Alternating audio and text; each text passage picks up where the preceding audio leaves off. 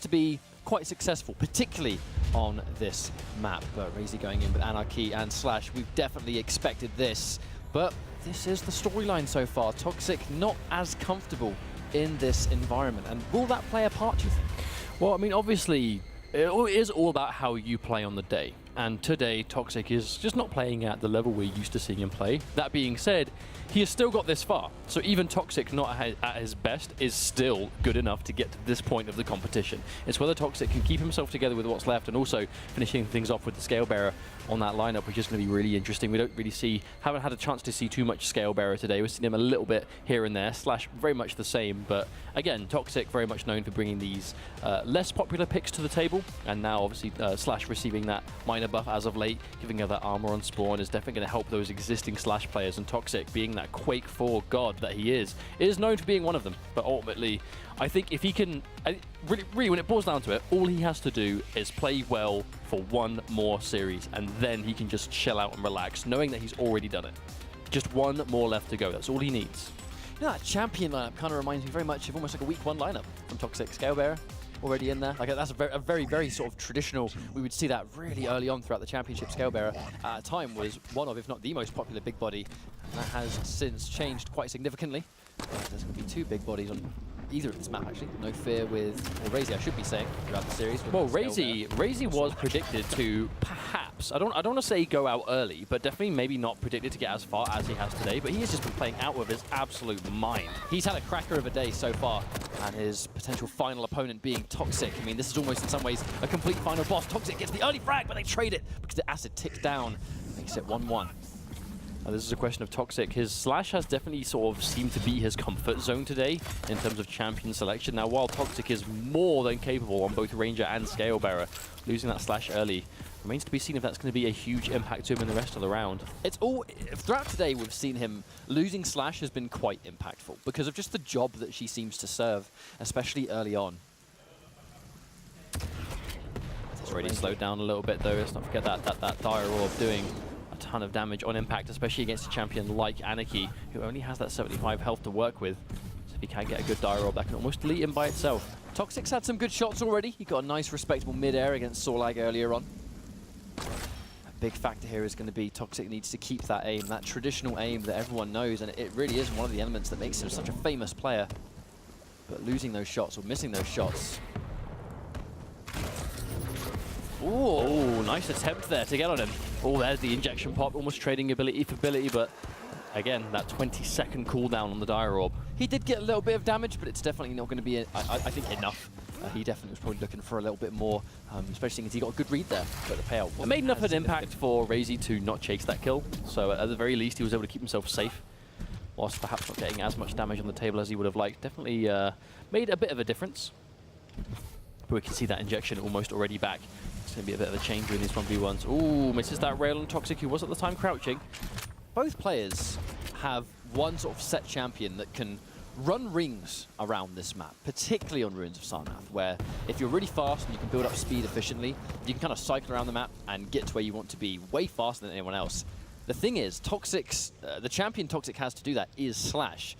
RAISY went Sorlag first, which means that he still has that extremely agile, extremely hard to hit and pin down champion, and toxjq is going to be the one that kind of really has to chase him, I feel. Indeed, but halfway through this first round, 2.5 minutes now down.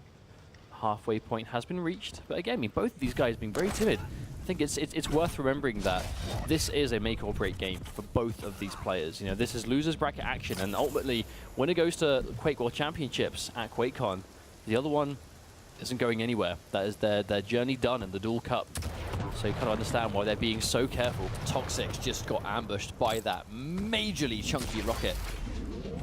Is he getting chased though? You can see it definitely looks like RAISY is trying to press this advantage. Tries to go in for the telefrag and misses it as well. And that's very likely he's going to lose that life. He does indeed. Doesn't get the telefrag. Was still able to get himself back up some health and armor, so quickly able to top up, but toxjq gets him on spawn. toxjq cannot chase it though, doesn't quite have the equipment to deal with it. He has an LG, but knowing that RAISY, he has a rocket, right? And then that's it. If you catch Scale Bearer without armor, and he hits a big chunky rocket. Oh my lord, the distance he got on that, yeah, and followed itself up. Just like that. I mean, that's a complete perfect example of Scale Bearer, even though he's one of those larger, more defensive champions, I guess, in terms of like his health and armor pool, if he hasn't got full stack, he's still going to be very vulnerable. He still can be a bit of a sitting duck. You know, if you knock him up in the right way, and especially if you can follow up a rocket with a rocket, if you have the aim to do so, it can be super dangerous. But Toxic, once again, starting on this slash. A little bit of damage coming out from the trail on RAISY, but you see he was able to get that mega health, so going to sponge that up quite nicely. Got rid of a fair chunk of armor, and there you go, actually Toxic stepping in the acid tick. Land a couple of these rails, but so far fails to connect. They trade it back and forth. Toxic's got to be so careful here with only 20 HP remaining. We did already see just how much of a difference it makes when Toxic doesn't have access to the slash. If RAISY can get rid of slash early, especially not maybe trading out at the same time, then it's going to put him in a much better situation. I feel like Sorlag is a really good answer to slash though, because the way we're seeing Toxic efficiently go for these fights is he forces like a point blank engage, but she's so fast, it's actually hard to hit her at that range. If you're Sorlag, that is the best chance you have of hitting the acid spit. And if she walks into just 2 of them or 3 of them, she's in big trouble. Well, also, that tick damage is going to stay no matter where you go. So it doesn't matter how much distance you manage to cover as slash, you're still going to be seen through the walls to a certain degree. Absolutely. But look at all that stack coming out on the side of RAISY. There's one chunky lizard to deal with, and Toxic's got his work cut out to sort of take that down. If he lands a couple of rails before he has the up-close fight, it's going to be much better for him. It's a big part of these big chunky champions is just doing a little bit of damage here and there as you go. So when they inevitably have to fight up close, they're not as equipped to deal with you. Nice amount of damage coming out. Ooh. To RAISY right now. Ooh, good rocket coming out from Toxic. Minimal damage, but more important data, I think, just to say where he is in the map currently. Lost all of his armor. Toxic's got to be careful for a little while now. Mega health is up, but heavy armor already secured. Oh, RAISY sees him as he follow. I don't know whether Toxic saw him, but he would have heard the rocket regardless. Definitely caught sight of him there, Toxic, though. Here's the rocket. Doesn't want to step forward a little bit too much. Oh, wow, 2 rockets coming through. Missed all of the acid, but still got a point-blank rocket with the damage. Toxic is still massively low on health. Can he get away? Oh, he tries to jump through, but swift rockets do enough. Unfortunately, doesn't quite get where he wants to go right there and just jumps straight into a wall for his trouble. That is the danger, though, when you're trying to make these tricky pathing in the middle of a fight. Especially when you're getting hit by rockets and it's basically just knocking you around to places you don't want to be. Toxic, he's been on the back foot so consistently, and a huge part of that is losing that slash. He's got the Ranger again. He's tried to go for a couple of telefrags here, actually, throughout the first round. Or at the very least, just get the impact damage of the Dire Orb, but just hasn't quite been hitting its mark at the moment. That's going to be a very clear adjustment, I think, is that when he goes for those, well, very brave decisions, because if you mess up your Dire Orb and you teleport into the opponent and you've actually done no damage or minimal damage, you've now lost that escape option. You know, you've lost the means to get out of there without dying. Crazy. Tags him on the back end. Going in for it again. Only got the damage over time, but it's enough to know where his opponent is. And this is Sorlag. Look at how much health he still has left despite taking all of that. Toxic's not going to be as fortunate in that exchange. Point blank, and he actually gets a point blank 100 damage rocket, and it still wasn't enough. Wow. I mean, only 25 health left to go, but enough to get the heavy armor. One of those fortunate deaths where, as Toxic is respawning, RAISY is able to secure those important pickups. And the armor being one of them, when you've just got that much health, armor is so important. It just makes it even harder to deal with. I feel like this is quite dangerous for Toxic because, I mean, we can't forget the fact that this is Toxic's map. This was his selection. If he loses the map that he's picked, the next map is going to be one that RAISY wanted. Well, I do believe that map number 2 is going to be Corrupted Keep, which, yeah, if No Fear went for with this Sorlag, we already saw him do amazing things on that map earlier. Toxic steps into the acid again, so he's once more giving RAISY that vision, and the vision was absolutely what he wanted. It's 2 rounds to 0. That's the Scale Bearer, though, that big target, lacking defensive options when he doesn't have the ball rush available. If you can pin him in a small area, it's hard for him to avoid. He's a big target, so it's hard to actually miss him. When you're playing someone like Sorlag, that the acid is just such a game changer in the middle of a fight. That's a morbid situation to be in. Her shred ability is, in some ways, like unrivaled, where she lands every single splat of that acid in combination with the weapon that she's currently holding. You know, if you get hit by a good trail of lightning gun and the acid together, your health, no matter what champion you are, disappears in the blink of an eye.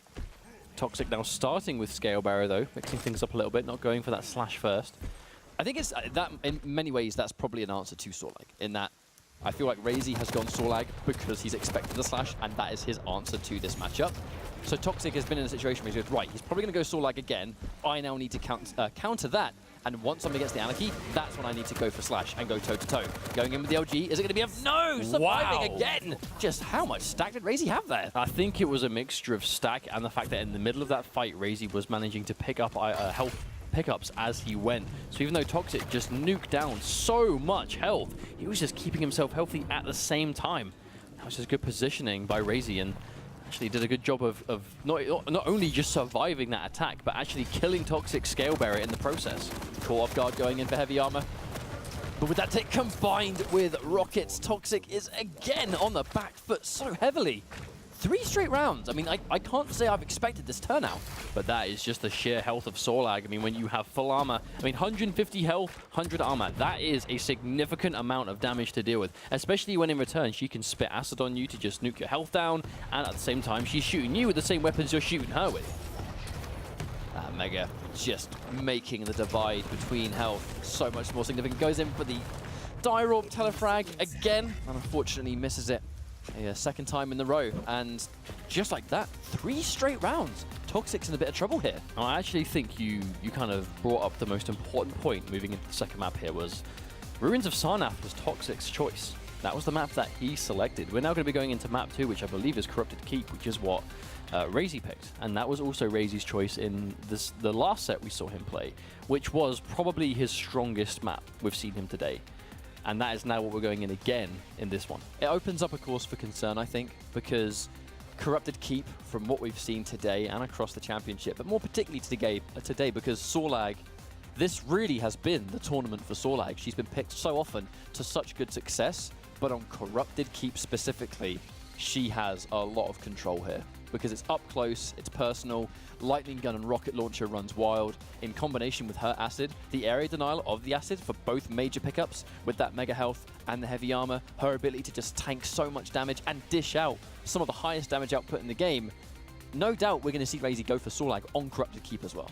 But also, the big thing of Corrupted Keep, and we point this out every time because it's consistently a big thing, the lack of rail on Corrupted Keep is usually a big deal of, for example, like toxjq. I think it's definitely fair to say toxjq is definitely not playing at his full level right now. You know, he is having some issues playing to the level we're used to seeing him at. That being said, he's not playing badly. He's still got so far in the tournament today by itself, but normally known for those almost like surgical rails, that just godlike accuracy with a railgun. You would normally pick this map against a player like that to sort of take that option away from them. But at the same time, RAISY hasn't really been using the railgun at all to the same sort of success rate as other players, because he just hasn't really needed it. The way he's been playing, especially the Sorlag, he really seems to prefer just getting right in your face, outlasting you with that sheer health and armor value, and just nuking you down with a rocket launcher and the acid. Here we go, Scalebearer immediately. Very good map for Scalebearer, I find, for the keep, because he is able to sort of use the charge in between those major pickups. Galena, another, in some ways you would think, unorthodox pick, but again, a very good map for Galena. But speaking of a specific champion that is good on Corrupted Keep, we see BJ get selected again. We did. Now, actually, I was going to say that's probably one of the most surprising things we've seen today overall is BJ Blazkowicz. We have not seen him played much at all, at least on our streamed games, which is interesting, because normally, especially on Corrupted Keep, he was almost 100% picked, at least in Europe, where he was just a favoured strong choice. We touched on this earlier today, and I think it's worth bringing up again, is that I feel like, in some ways, the lack of Blazkowicz being selected on Corrupted Keep now is because Clutch is not selected as much anymore either. Because it was a map of which, if you were on Corrupted Keep beforehand, before this patch where Clutch received a little bit of changes to his health and armor, you would pretty much pick him every time. And we did indeed see him on at least one of the 2 comps every time we were on Corrupted Keep, so Blazkowicz was an answer to that. Now Clutch isn't as selected as often.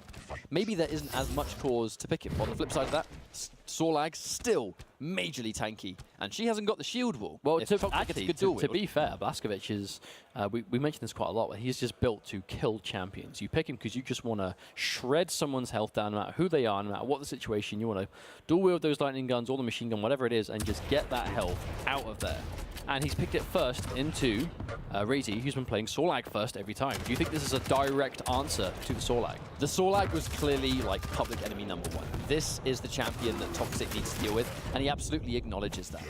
And that's exactly what he just did. Almost effortlessly taking out the Sorlag immediately. Toxic adjustment, showing to be intelligent right from the word go. Less than a minute in, and already that problematic Sorlag is out of there. And that was Blaskovic picked first. Now, although he's just lost Blaskovic, the important thing is that now Sorlag is gone. So it's now going to be a 2v2 between Anarchy and Galena versus Scalebearer and Ranger. But really, Sorlag's been the problem, and Toxic has taken care of that problem. But now out to Anarchy. But DJ Blaskovic has gone down, so Sorlag off the table too. Scalebearer versus Anarchy. I feel like this is almost like one of those week 1 matchups that we used to see quite often. Scalebearer was supremely popular early on in the qualifiers. Not so much now, but still has his place with certain players. And that LG damage coming out, and there we go. The frag is down. And RAISY's Anarchy looking to be problematic. RAISY's accuracy with the LG today has actually been incredible. The thing is, in that fight, Toxic's accuracy on LG was also superb. It just took him a little bit longer to swap to the LG. While he's taking all that damage on the flip side, with the rocket out, doing no damage, maybe if it had swapped to it earlier, we might have seen basically him just contesting it there. Kind of feel like this is a round that Toxic desperately needs, though. For more than just the obviousness of needing the round to win, but also knowing that he was able to take out that Sorlag that's been such a problem so quickly, but to then end up losing that round anyway, means that even if you take out what seems to be public enemy number 1, it's still not that easy, and RAISY is able to take that round down. Toxic now down a round, and what could be the final map for him. I think Toxic losing, the potential of him losing 6 rounds straight is definitely a massive upset. This is not going to be what we expected, but this is Toxic. I have no doubt he can pull this one back. Toxic swaps up Scalebearer, maybe anticipating RAISY switching out of Sorlag, but perhaps he just wants to contest with the health and armor differences. It also means that RAISY's still confident in this choice, regardless how it went last time. Maybe he just wasn't quite ready for how the fight was forced. That heavy machine gun on deck. Does manage to swap out to it, but combining both the Acid Spit and the LG again. Toxic goes down, losing his Scalebearer. And this time he swapped to Ranger. He's saving BJ for the last minute. Beat him towards the Mega as well. Toxic is in big trouble at this point. Already down to his final champion. Or tries to sum himself up, but Toxic is hot on the trail with that dual wield, and Toxic is trying to get following him so he can't actually survive. And even though he's able to get that heavy armor, just didn't have the health to sponge it, and Toxic is able to make this one a little bit more even. Still has a bit of a comeback to make here. That's 1 champion versus the 2 that are still left. He's going to force this fight, only has a little bit of health left, and that's going to go down too. Toxic drops again, and in swift fashion, a second round is now on the table. I mean, I can't believe we're saying this, but just like that, this is match point for RAISY. 5 rounds straight, RAISY over Toxic. This could very well be one of the fastest series that we've seen today as well. I mean, this isn't what anyone predicted. We thought perhaps, 2-0 Toxic, 2-1 Toxic. Dan even said on the desk 2-1 perhaps to RAISY, but that's a good way to start things off, at least for Toxic, getting that nice charge kill. Got a nice spawn on Anarchy as well, but it is going to be a spawn that puts Anarchy right next to LG, so even though he's caught with just his base stats, and LG with a map, it's still going to be fantastic for dishing out the damage, and because of that, Toxic forced to be very careful here. RAISY's lightning gun has been superb, and he gets it. Trades it out 1 for 1. Perhaps Toxic just didn't expect RAISY to follow him into that situation. Maybe he thought he was going to sort of try and run towards the mega health room.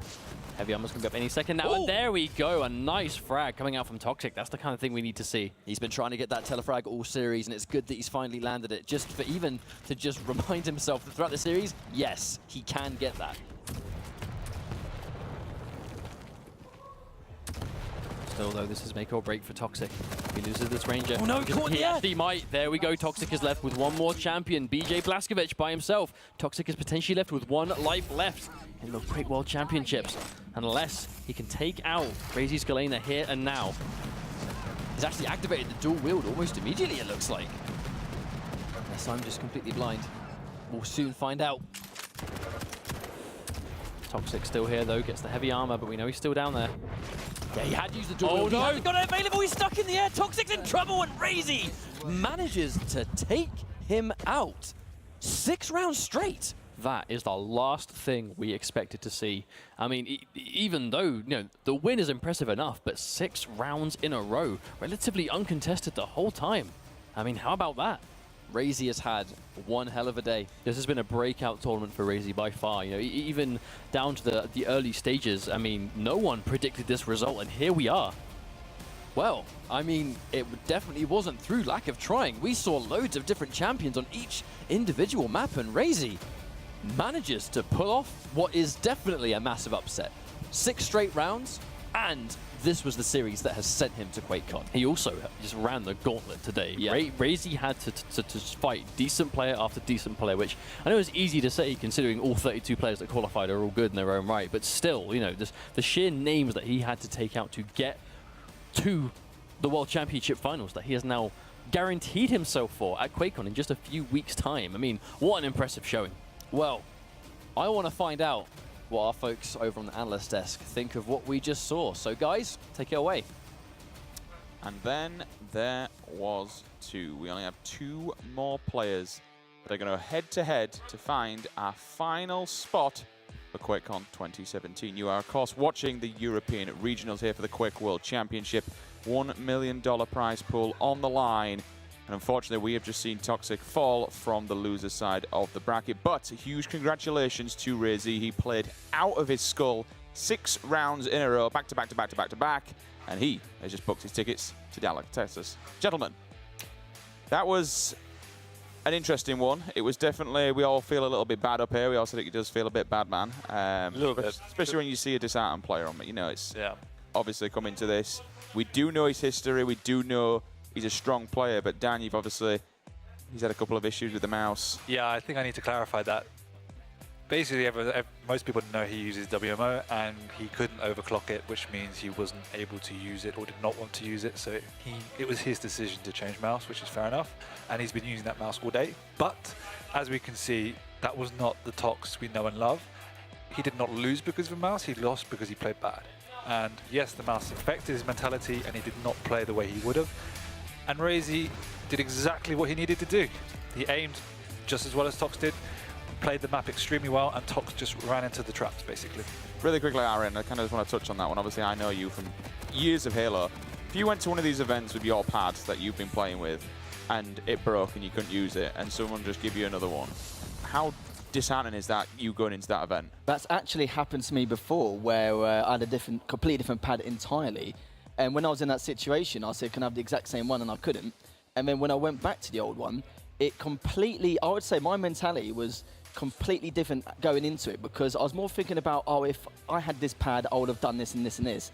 And well, you could say I understand exactly how Tox feels, because your mentality in general, when you're in that kind of situation, you don't think straight, you make plenty of mistakes. We saw a lot of mistakes where there's a lot of fights he was in which he shouldn't have been in. And I feel for him, because I know exactly how it feels going into a big, big tournament and being in that situation where you're not using the same equipment as you would normally use.